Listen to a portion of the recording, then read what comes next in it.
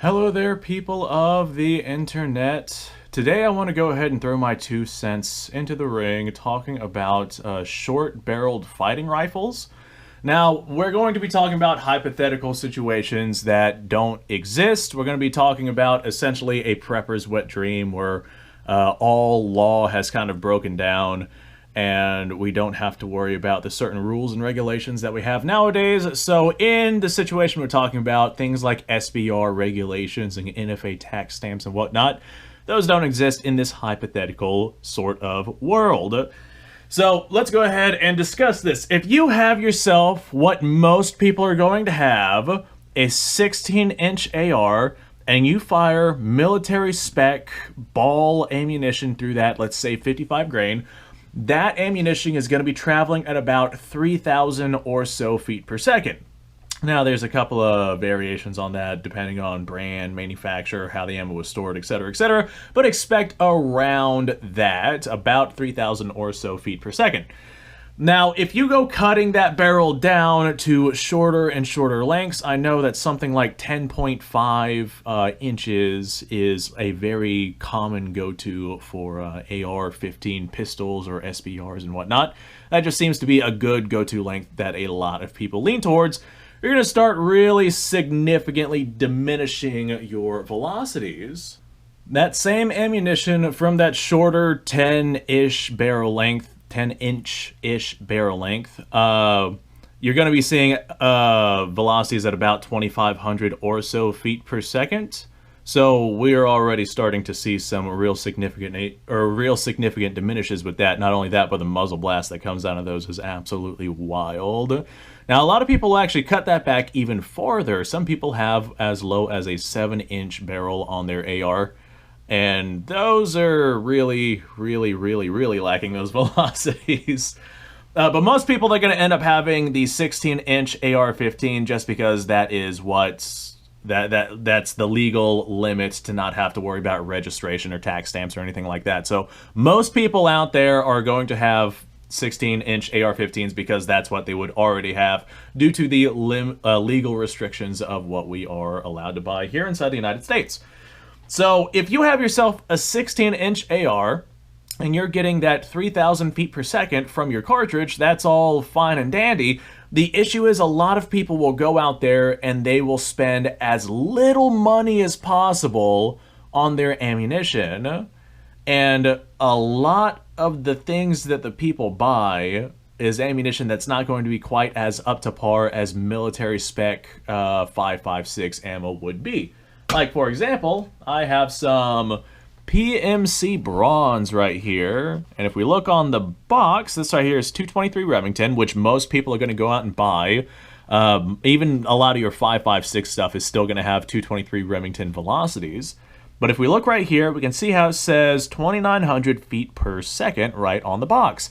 And this stuff does, in fact, gauge 2,900 feet per second whenever it's fired from a 20-inch barrel, and that is the real kicker.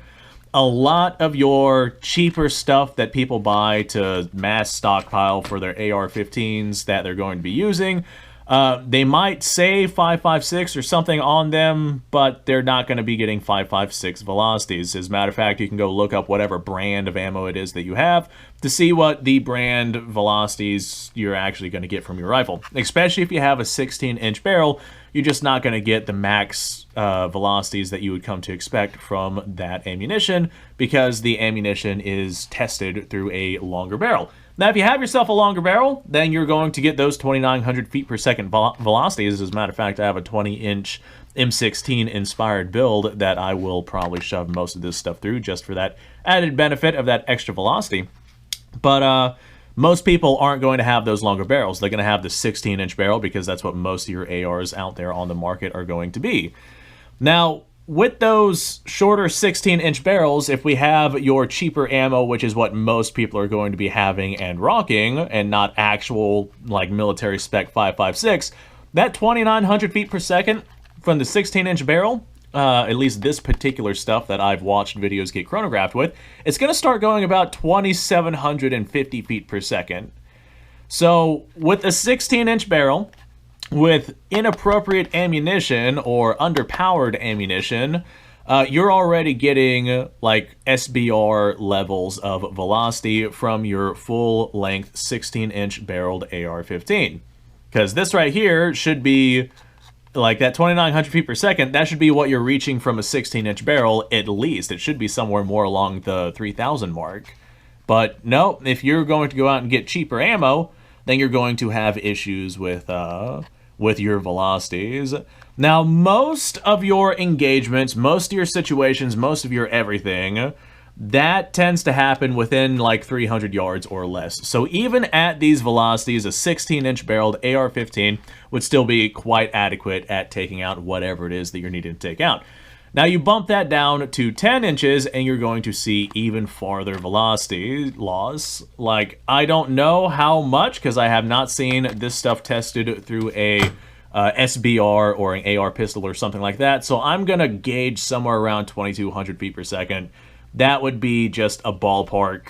Like, that's me just rough guesstimating here. So let's say about 2,200 or so feet per second. If you have an engagement out to that 300-yard point, that ammo is going to start to lose its effectiveness extremely quickly. I don't know what sort of velocity loss you would get from 0 yards to 300 yards, but I'm betting that you would lose your terminal effectiveness of the 223-556 cartridge. However, you take that same 10-inch AR-15 and you throw some actual military spec 556 ammo inside of it that gets you your actual velocities that you're looking for, and suddenly your 10-inch rifle becomes viable at those distances. So the point I'm trying to make here is the barrel length of the rifle, yes, it absolutely does matter, but what matters much more is the types of ammunition that you are using, along with the engaging distances that you're going for. If you're in the plains of the Midwest and like you can see miles and miles in all directions, maybe a 7-inch AR is not something that you would want to get for an end of time sort of situation. Most people, like I said, they're going to go with that 16-inch, and that should be adequate enough to handle most of your situations, even in places that, you know, you can see in all directions for just miles and miles and miles.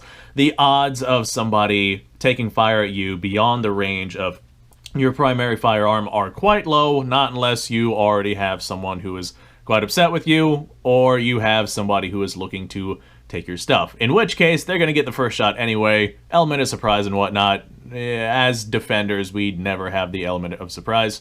It's just, it's one of those situational things. It kind of depends on what sort of situation it is that you're going to drop yourself into. But this 16-inch barrel with this particular sort of ammo is already getting SBR velocities, so you kind of want to pay attention to your ammo more than your barrel length. You got to gauge a balance between the two. You don't want to get yourself underpowered ammunition and then a short-barreled rifle and then find yourself at a real significant disadvantage. Now, if you have yourself a 20-inch AR, then even this underpowered ammunition should serve you pretty gosh darn well, even from the 16-inch barrel. In the distances most things would be taking place at 2,900 feet per second, bump that down to, say, 2,750. You still have quite a bit of distance on that 223 cartridge that you can get some pretty effective velocities from. So don't pay too much attention to the barrel length of your rifle. If you got a 16-inch, a 14.5, a 10-inch, I would not recommend the 7-inch, not unless you're looking specifically for like a CQB gun or something like that, which is another thing that I would definitely not recommend. But the barrel length, yeah, it's important, but the ammunition type is also incredibly important, and that's something that a lot of people look over. So that's my 2 cents on this particular subject. Don't just focus on the barrel length, focus on the ammo that you're getting as well. Don't just get the cheapest stuff that you can find, because it probably is not going to have the velocities that you're actually thinking you're going to have. Thanks for watching, folks. Appreciate your time. Like, subscribe, share. Description below is a link to all sorts of stuff. Go check it out. You guys go off, have yourself a fantastic day. I'll see you on the next episode.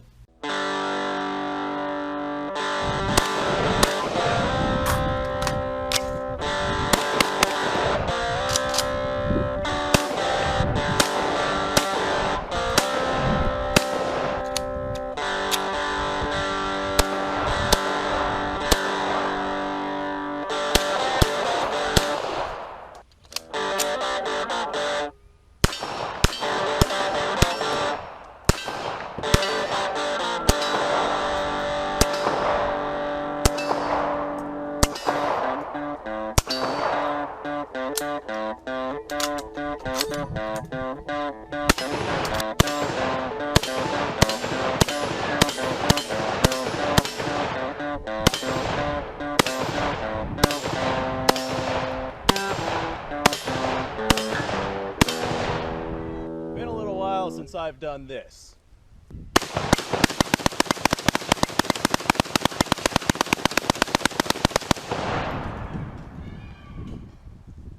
Bonnie and Clyde be damned.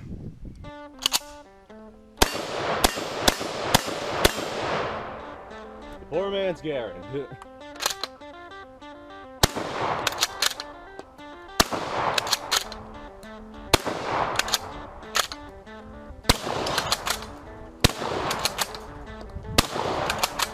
It's a shame that bolt-action shotguns aren't more mainstream.